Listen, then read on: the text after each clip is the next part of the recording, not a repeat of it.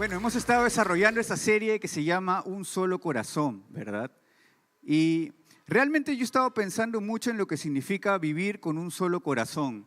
Y yo espero que cada uno de ustedes cuando escucha esa frase se sienta desafiado.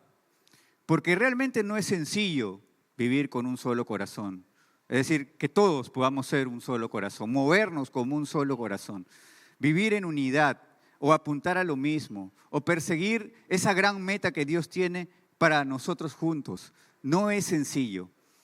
Y realmente pone esa alerta, o al menos eso pone en mi corazón, el preguntarme, ¿no? ¿Realmente tú estás poniendo de tu parte para poder movernos como un solo corazón? Eso es lo que el Señor me estaba diciendo a mí, desafiándome. ¿Realmente tú estás poniendo de tu parte para que podamos movernos como un solo corazón? ¿Qué espacios de tu vida, qué áreas de tu carácter, de tu personalidad, de tu temperamento están colaborando con ese caminar con un solo corazón? Y de la misma forma, ¿qué áreas de tu vida de repente son un obstáculo para poder avanzar en un solo corazón, como es el nombre de la serie? Así que el día de hoy yo quisiera traerte algunas pautas, sugerencias que la Escritura nos da para poder caminar o a poder esforzarnos en caminar con un solo corazón. Para empezar, voy a hacer un pequeño resumen de muchas de las cosas que hemos estado escuchando a lo largo de estas semanas. En primer lugar, la palabra es clara de que el amar al prójimo es parte de la voluntad de Dios. ¿Cuántos están de acuerdo con eso? ¿Sí? Jesús lo dijo, ¿no? Primero ama al Señor tu Dios con todo lo que tengas, con todo lo que tú eres, como el primer y más grande mandamiento, pero luego dijo, y ama a tu prójimo como a ti mismo. Amar al prójimo es parte de la voluntad de Dios, no es una opción, no es algo que Dios te está poniendo sobre la mesa y dice, si deseas, tómalo, sino que Dios está esperando que podamos responder a esa indicación que nos ha dado. O dicho de otra forma, quien ama a Dios, entonces va a responder naturalmente amando a su prójimo. Quizá no lo va a hacer de forma inmediata, quizá no lo va a hacer de manera perfecta, pero Dios va a poner eso en su corazón para que poco a poco en un proceso vaya transformando sus motivaciones, sus intenciones, sus formas y pueda demostrar el amor de Dios al prójimo. Pero también la Escritura dice en 1 de Juan 4, del 7 al 8, amados, amémonos unos a otros porque el amor es de Dios. Todo aquel que ama es nacido de Dios y conoce a Dios. Eso quiere decir que el amor de Dios está conectado con el amor a los demás. El amor viene de Dios porque es Dios. Si queremos amar al prójimo, entonces tenemos que sumergirnos en el amor de Dios para poder así demostrarlo a otros. Pero esas relaciones que se generan en nuestra vida no son relaciones arbitrarias, sino que de parte de Dios tienen propósito. Proverbios 27, 17 dice, hierro con hierro se aguza, y así el hombre aguza el rostro de su amigo. Ese es uno de los propósitos de las relaciones en las cuales Dios nos permite estar, en familia, amigos, trabajo, colegio, etc. Transformar tu carácter, ver de repente esas áreas débiles, o reconocer esos puntos ciegos, ¿no? Yo he sido comenzando maestro de niños desde que tenía 12, 13 años, bueno, ayudante, ¿no? Luego me convertí en maestro de niños. Un punto ciego de mi manera de enseñar, y que creo que todavía repito a veces o de vez en cuando, es que cuando hablaba al frente de los niños con el micrófono, siempre repetía después de cada frase, ¿no? Como una muletilla, ¿no? Decía algo, hola niños, ¿no? Algo así, ¿no? Era un punto ciego, porque yo no me daba cuenta que lo hacía, ¿no? Hasta que un día un niño me comenzó a remedar. Estaba sentado ahí y cada vez que yo decía, él decía, ¿no? Entonces obviamente me hizo notar algo, ¿no? No reaccioné, ¿no? Me reí, pero me hizo notar algo, porque las relaciones que Dios ha puesto en tu vida tienen un propósito y uno de ellos es ayudarte a reconocer esas áreas débiles de tu carácter o esos puntos ciegos que de repente no te darías cuenta tú solo, para poder ayudarte a seguir transformando tu vida. Pero otro de los propósitos está también en Mateo 28, 19 al 20, ¿no? La gran comisión. Cuando Jesús le dice a sus discípulos, los envío, vayan y enseñen lo que yo les he enseñado a otros. Bautícelos en el nombre del Padre, del Hijo y del Espíritu Santo. Vayan a todas las naciones y transmítales el mensaje de esperanza. Y ese es el otro propósito de las relaciones en tu vida. Que cuando conoces el amor de Dios y ese amor te inunda, te transforma, te restaura, entonces hay un deseo en tu corazón porque las personas también conozcan de ese amor. Al margen de que vayas transformando tus aspectos débiles o tus puntos ciegos, hay un deseo en tu vida de poder compartir ese amor a otros. Y ese es el otro propósito de las relaciones, que tú puedas ser luz en medio de ellas, que tú puedas hablar de Jesús, compartir su mensaje. Y Dios te eligió a ti. Él también conoce tus puntos ciegos, tus puntos débiles, pero aún así te eligió para que en medio de las relaciones en las cuales tú vives, así sean complicadas, tú puedas ser luz. De repente una familia difícil, una relación difícil, una amistad difícil, tu empleado, tu jefe que son difíciles, ¿no? Esas personas que te encuentras en el transporte público y son difíciles, ¿no? Dios te ha puesto para que tú puedas ser luz. Y ese es un propósito por el cual las relaciones también son parte. Hechos, capítulo 2, versículo 42, o ese capítulo en especial nos habla de cómo la iglesia entendió esto y comenzó a manifestar el amor de Dios los unos con los otros. Dice que era una comunidad que expresaba el amor de Dios a través de lo que enseñaba, a través de enseñar lo que habían aprendido, el mensaje de Jesús, pero también a través de la comunión que tenían unos con otros. No eran perfectos, me imagino. No eran personas que se amaban necesariamente en todo o que estaban de acuerdo en todo, pero trataban siempre de mantener la unidad. Y eso se demuestra en la Escritura. Pero también dice que era una comunidad que compartía, que era generosa, en la cual no había necesidad, en la cual incluso vendían lo que les correspondía o lo que era propio para poder entregarle a otros y así puedan saciar sus necesidades. Pero también era una comunidad de oración, en la cual intercedían y oraban unos por otros. Y hay un pasaje en la Escritura sobre el cual quiero comenzar a hablar y que es similar a lo que significa esta comunidad que expresa el amor de Dios. Es Hebreos capítulo 10, versículos 24 y 25. Y dice así: y considerémonos unos a otros para estimularnos al amor y a las buenas obras, no dejando de congregarnos, como algunos tienen por costumbre. No lo mires, no pienses en esa persona. Sino exhortándonos, dice. Y tanto más cuando veis que aquel día se acerca. Estamos en tiempos difíciles, ¿verdad? ¿Sí? Estamos en tiempos complicados. Hay muchas crisis. Crisis políticas, guerras, rumores de guerras. Hay muchas situaciones también con la naturaleza, ¿no? El frío es una consecuencia también de lo que el hombre ha hecho, el calentamiento global y las temperaturas que experimentamos. Estamos en un mundo de crisis. Y es porque está hablando de que el Señor está cerca. Y nosotros como iglesia lo estamos esperando, ¿verdad? Cuando yo digo esto, no es para poner miedo a ustedes, sino esperanza. Porque el Señor va a venir a acabar con todo lo que había dicho que iba a cumplir, a reinar con su iglesia. Entonces, para nosotros eso trae esperanza, ¿verdad?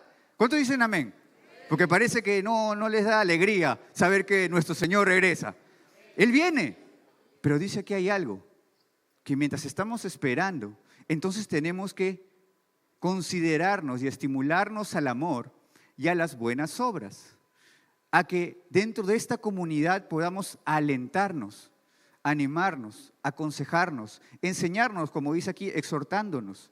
Aquellas personas que también parece que se están alejando, aquellos que dejan de congregarse, dice, como algunos tienen por costumbre, hablarles y enseñarles para que puedan recordar ¿qué es lo que Dios hizo por ellos y puedan acercarse nuevamente a Él y vivir en lo que Él les ha enseñado? Tanto más cuando ven que aquel día está cerca, es decir, estamos en estos tiempos, debería haber una urgencia en nuestro corazón por aquellas personas que tú conoces y con las que te relacionas, que el día de hoy no están aquí. Una urgencia en tu corazón. Y ese debería ser un mover de un solo corazón. Por aquellas personas que el día de hoy no están aquí conociendo del Señor y que son parte de tu vida, tus familiares, tus amigos, que puedan conocer del Señor a través de lo que tú tienes para contarle, que arda en tu corazón ese deseo, esa urgencia, que los alientes, que los consideres y los estimules a las buenas obras y que los traigas a casa recordándoles lo que Jesús hizo por ellos. ¿Y cómo entonces podemos nosotros manifestar esto de manera práctica? Porque sabes también, dice la Escritura que la maldad está aumentando y eso hace que el amor de las personas se enfríe. Y nosotros aquí en la iglesia conocemos de Dios y experimentamos su amor casi todos los días, o quizás no nos damos cuenta que es todos los días o en cada momento. Y hay cosas en nuestra vida que se enfrían. De repente dejamos de leer la Biblia, dejamos de orar, dejamos de hablar con nuestros amigos de Jesús. De repente nos dejamos convencer por otras actividades o por otros hábitos y dejamos de buscar aquellas cosas que nos consagran al Señor, dejamos de servir y nos dejamos llevar por nuestras circunstancias. Se enfría nuestro corazón. Eso dice la Escritura que va a suceder. ¿Cómo podemos ayudarnos entonces para movernos en un solo corazón y evitar que nuestro corazón se enfríe, el amor en nuestro corazón se enfríe? Yo tengo aquí unos 4 puntos que quiero compartirte. El primero es hacerlo con humildad. Acercarnos a las personas con humildad. Efesios 4, versículos del 1 y 2 dice lo siguiente. Está hablando Pablo. Yo pues, preso en el Señor, os ruego que andéis como es digno de la vocación con que fuisteis llamados, con toda humildad y mansedumbre, soportándoos con paciencia los unos a los otros en amor. Mira lo que dice Pablo. Yo que estoy preso, que estoy sufriendo aquí en la cárcel, sufriendo en el sentido de que había perdido su libertad a causa de predicar del Señor, les ruego que anden como es digno de la vocación a la que fuisteis llamados, con toda humildad y mansedumbre, soportándose con paciencia los unos a los otros en amor. Nuestra ayuda a otros, si queremos ayudar a otra persona, esa preocupación inicia desde reconocer que tenemos una necesidad de ser cuidados y protegidos, que también necesitamos de alguien. No podemos ayudar pensando que lo tenemos todo o que somos suficientes. O no podemos pensar que vamos a poder ayudar a alguien solamente cuando tengamos todo, sino que empezamos nuestro deseo de ayudar a otro desde reconocer que somos insuficientes, que necesitamos la ayuda de alguien más y en este caso la ayuda de Dios para así poder recibirla y brindarla a los demás. Y así empieza la humildad. Porque la dependencia a Dios y la interdependencia entre nosotros es parte del camino hacia la madurez. El reconocer que necesitamos la ayuda de Dios y que nos necesitamos los unos a los otros es el camino que nos lleva hacia la madurez. ¿Y qué es la madurez? Es asumir responsabilidades. Es ser consciente de las cosas y poder aplicarlas a tu vida. Porque tú puedes tener conocimiento, pero si ese conocimiento no lo aplicas a tu vida, no eres maduro. Puedes ser inteligente, pero no eres maduro. La madurez habla de alguien que tiene conocimiento y ese conocimiento lo aplica en su vida. Y si hablamos del conocimiento del Señor, entonces tú eres maduro espiritualmente si lo que conoces de Dios lo aplicas a tu vida. Y parte del propósito, o mejor dicho, del camino de ser maduros, es aprender a depender de Dios.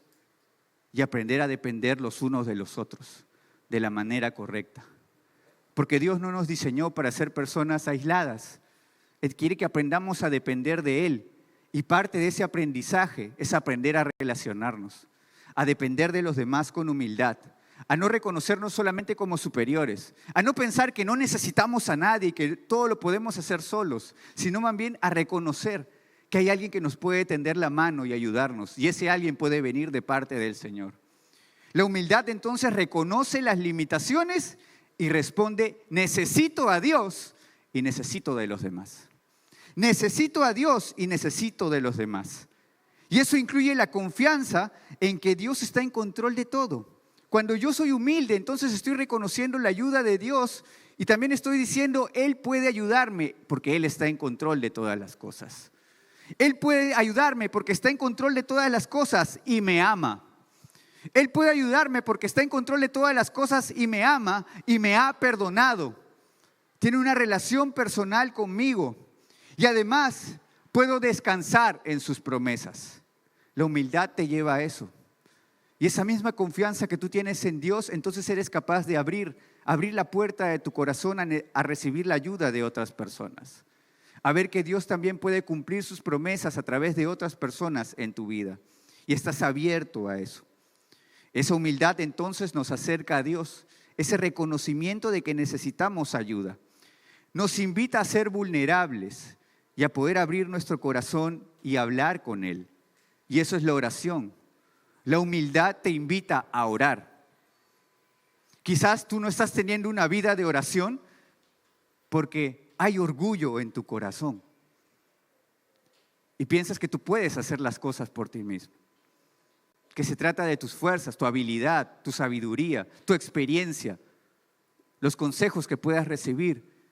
Pero la oración muchas veces es reconocer que no podemos solos y buscar a Dios y abrirle el corazón y derramar las situaciones en las cuales estás y pedirle ayuda.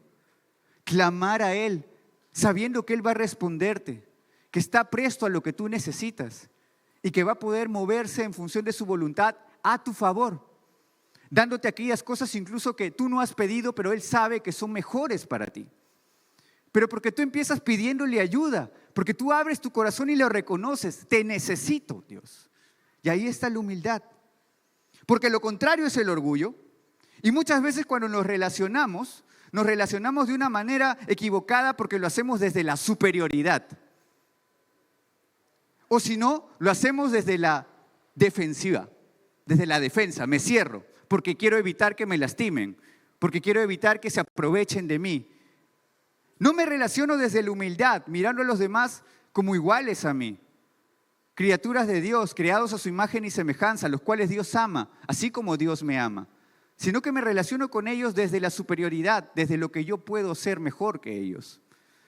¿Te puedo dar un consejo? Porque yo ya pasé por esto, yo ya aprendí, yo ya estudié, tengo mejores recursos, tengo estas credenciales y desde ahí tengo confianza para relacionarme. O lo hago desde mi madriguera, desde mi espacio seguro, donde nadie me va a vulnerar, donde nadie me va a hacer daño. Y entonces eso me lleva a aislarme, porque quiero evitar que me lastimen. Y para eso entonces no me junto con las personas o las evito. Evito las relaciones que podrían bendecirme. Y del otro lado, evito las relaciones que podrían ayudarme a transformar mi corazón. Porque la humildad es una forma en la que podemos aprender a movernos como un corazón. Y una forma práctica de ser humildes es cuando pides que alguien ore por ti. Una forma tan sencilla. Cuando abres tu corazón y dices, te haces vulnerable y dices, oye, ¿puedes orar por mí? Estoy pasando por esto. Y me gustaría que Dios me ayudara de esta manera. Y puedes practicar la humildad de esa forma. Porque quizás tú digas, no me voy a acercar a esa persona, qué vergüenza. O no me voy a acercar a esa persona porque no creo que me pueda ayudar. Pero cuando tú eres humilde y hay humildad en tu corazón porque sabes que necesitas la ayuda de Dios y Dios te puede ayudar a través de cualquier persona que confía en Él, entonces puedes abrir tu corazón y acercarte y decir, ¿puedes orar por mí? ¿Puedo contarte este problema y puedes llevar esta carga conmigo? La humildad entonces es una parte muy importante. Lo segundo es atreverte a acercarte de manera personal. Porque en este mundo todos somos propensos a la indiferencia. Pasamos por las calles y vemos que la gente tiene necesidad y simplemente seguimos nuestro camino. Claro, tenemos prioridades, cosas que alcanzar, una agenda por cumplir y vemos mucha gente a la cual no podemos atender. Es abrumador la cantidad de necesidad que existe a nuestro alrededor y a la cual de repente no podemos hacer nada. Pero muchas veces eso nos lleva a actuar con indiferencia frente a las personas que están cerca de nosotros. Y una manera en la que podemos movernos también como un solo corazón es aprender a acercarnos de manera personal. Trabajo con los adolescentes y muchos de los padres dicen que sus hijos han perdido los valores. Que cuando ves a un joven en la calle ya no saluda, ya no da las gracias, ya no pide por favor. Pequeños detalles que hablan de lo que significa ser personal, la cordialidad. Es una manera también de mostrar el amor de Dios a las personas. Cuando tú estás aquí en la casa del Señor y ves a alguien a quien no conoces, ¿cómo te acercas? ¿Te acercas? ¿Te saludas y te presentas y le dices tu nombre? Qué bueno que hayas venido, que el Señor te bendiga. ¿Le preguntas cómo está? Y cuando le preguntas cómo está, mi pastor, recuerdo que decía, el pastor de niños, me decía, Davis, no me preguntes cómo estoy, si no te vas a quedar 5 minutos a escuchar realmente cómo estoy. Entonces yo ya no le preguntaba cómo estaba, ¿no? porque no me iba a quedar 5 minutos ahí, ¿no? Entonces, pero a eso voy. Muchas veces nosotros preguntamos, ¿cómo estás? Y la persona dice, bien, todo bien, genial, excelente, ¿sí? Gracias a Dios, dice, ¿no? Pero realmente en su corazón no está bien. A veces solamente se trata de una descripción de acontecimientos y eventos cuando le preguntas cómo está. Pero acercarse de manera personal es tomar la iniciativa y poder profundizar un poquito más en el corazón de la persona. Y tú dices, ¿por qué yo tendría que hacer eso? Porque Dios lo hizo por ti. Él tomó la iniciativa en acercarse a ti. Él tomó la iniciativa. Dice la Escritura que le amamos a Él porque Él nos amó primero. Él se acercó a conocer lo profundo de tu corazón. Él sabe lo que hay adentro. Si Él te pregunta cómo estás, tú le puedes decir bien, pero Él sabe lo que realmente te sucede. Él sabe realmente lo que te atemoriza. Él sabe lo que te hace sentir inseguro. Él conoce tus sueños, Él conoce los anhelos de tu corazón. Y decidió dar el paso para acercarse. Y Él espera que nosotros podamos hacer lo mismo. Que tomemos las oportunidades que la vida nos da con las relaciones que tenemos para poder acercarnos a las personas de manera personal y consciente, buscando conocer realmente quiénes son, aquellas cosas que les preocupan, las cargas que están llevando, para ayudarlos en oración, para hacerles recordar que hay un Dios que los conoce y los quiere ayudar, para hacerles recordar que hay un Dios que sabe todo y que tiene un plan bueno para sus vidas, a pesar de lo que puedan ocultar en su interior, a pesar de aquellas cosas que les avergüence contar, a pesar de aquellas cosas que hayan herido su vida y que sean difíciles de expresar. ¿Qué pasa cuando alguien te da acceso a su corazón y te cuenta algo que de repente tú no sabes manejar? Yo te doy una pauta. Piensa en la regla de oro de Mateo capítulo 7, versículo 12. Dice, así que todas las cosas que queráis que los hombres hagan con vosotros, así también haced vosotros con ellos, porque esto es la ley y los profetas. Pregúntate, ¿qué ha sido útil que alguien me haya dicho a mí cuando yo abrí mi corazón? Cuando le conté algo importante a alguien, ¿qué fue útil que me dijeran? Y eso puede ser una buena idea para hacerlo con alguien más. Y asimismo te puedes preguntar, ¿qué cosa fue inútil que me hayan dicho? De repente tú querías un día abrir tu corazón y contar una emoción y simplemente desahogar lo que había allí. Y se lo contaste a alguien y la otra persona te dijo, no, pero es que lo que pasa es que tú estás en pecado, entonces tienes que ir a arrepentirte, ¿no? Y quizás era cierto, pero no era lo que necesitabas en ese momento escuchar. Pero vas tú y de repente haces lo mismo con otra persona. Piensa en lo que te gustaría recibir a ti de otras personas y eso ve a hacer con los demás, cuando te acerques de manera personal. La humildad pregunta entonces, ¿cómo podría ayudarle y animarle a esa persona que me da acceso a su corazón? Y de repente tú no sabes qué más hacer, pero no se trata de que tú soluciones el problema de la gente, pero lo que puedes hacer al conocer su vida y su corazón es orar por ellos. Porque cuando oras, conectas tu conocimiento de los demás con tu amor por ellos, con el conocimiento de Dios y sus promesas. Cuando oras, conectas lo que has aprendido de alguien con el amor que Dios ha puesto en tu corazón por esa persona, con lo que Dios dice que va a hacer. Y tú puedes confiar que es algo bueno para la vida de esa persona y que Él va a actuar. Y de esa manera ayudas a esa persona a sentirse mejor, a traerle esperanza en su situación y saber que Dios está presente en medio de lo que está viviendo. Por eso es importante conocer de manera personal. No evitemos, no seamos indiferentes. No estoy diciendo que debes conocer a todo el mundo y ser amigo de todas las personas, pero el Señor va a poner situaciones específicas en tu vida, momentos, ciertas interrupciones especiales para que tú puedas acercarte a bendecir la vida de alguien. No seas indiferente a lo que el Espíritu te pueda mover a hacer. Acércate al corazón de las personas es lo tercero. Jeremías dice que el corazón es engañoso. ¿Quién lo conocerá? Tu corazón es engañoso. ¿Quién lo va a conocer? La Biblia no dice tu corazón es engañoso, tú lo puedes conocer. Ni tú. Y si tú no lo puedes conocer, entonces vale la pena que alguien más también te pueda ayudar a descubrir lo que hay en lo profundo de tu corazón. Hay un valor especial en que tú te hagas vulnerable y que puedas abrir tu corazón a los demás. Te he dicho que es importante que tú te acerques, pero también es importante que tú te abras a los demás. que puedas contar aquellas cosas que has experimentado y en las cuales Dios aún está trabajando. La Biblia dice que hay una bendición cuando alguien confiesa sus pecados, hay salvación y sanidad, pero no debería haber vergüenza, no debería haber dolor, no debería haber una molestia. Deberíamos ser una comunidad en donde alguien pueda acercarse y decir, ¿sabes qué? Hoy me equivoqué, pero creo que el Señor puede ayudarme. Y tú puedes orar por mí y puedes ayudarme a recibir esa reconciliación con el Señor. Y eso hacer los unos con los otros. Y no simplemente mirarnos y señalarnos y decir, ya, entonces con esta persona ya no porque está en pecado, ¿no? O con esta persona un poquito lejos hasta que el Señor la restaure. No, porque eso no es lo que dice el Señor. Pero hay un valor especial en abrir el corazón y que alguien pueda conocernos. Dios te conoce, pero espera que tú le abras tu corazón. Y espera que tú también lo puedas hacer con otras personas para movernos como un solo grupo, como la iglesia que Él espera. Y lo último, es lo que nos hace diferentes de alguna forma. Porque hay personas que no conocen del Señor y que pueden esforzarse por ser humildes. Hay personas que no conocen del Señor y que pueden ser personas muy empáticas y cercanas y muy vulnerables. Pero nosotros que conocemos del Señor tenemos la oportunidad de, en medio de nuestras relaciones, hacer dos cosas.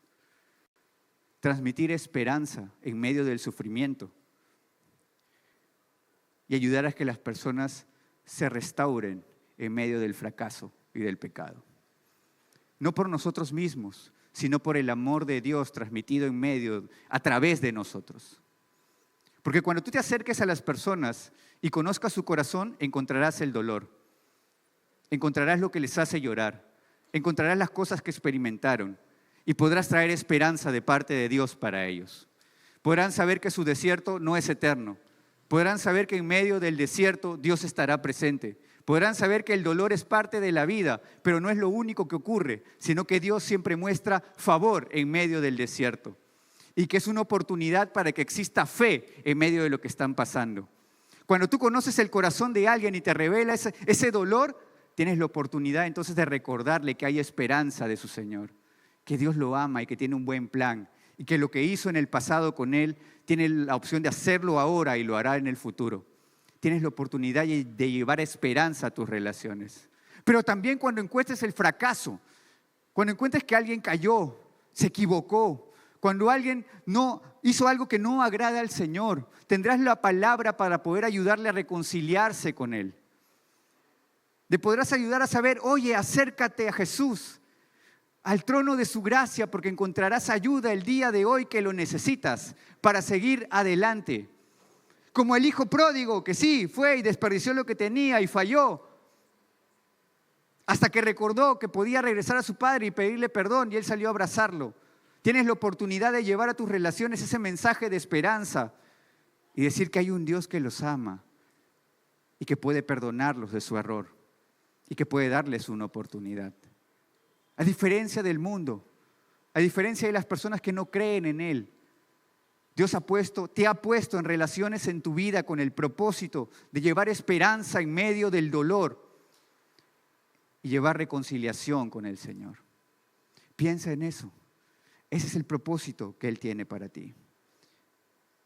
Gálatas dice, hermanos, si alguno fuere sorprendido en falta, vosotros que sois espirituales, restáurenle con espíritu de mansedumbre.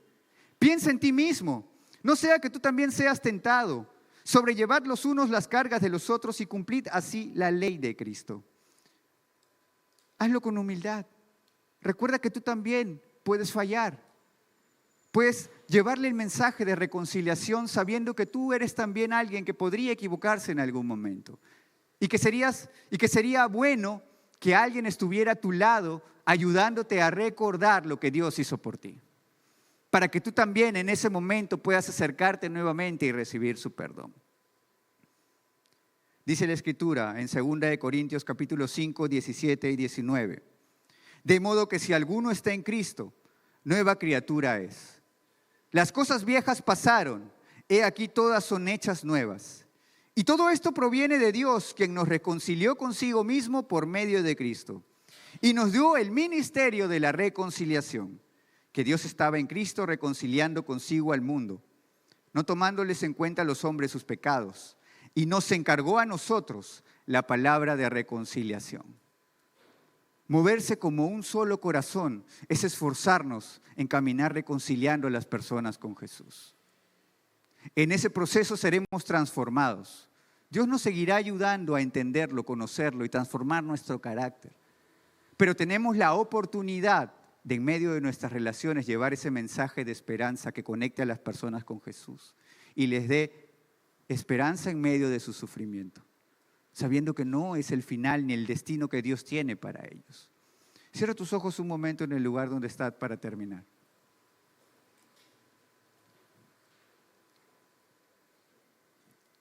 Y yo te invito a que el día de hoy tú tomes la decisión de seguir a Jesús. Porque estamos aquí todos juntos buscando conocer más de Él. Pero Él tiene un plan para ti.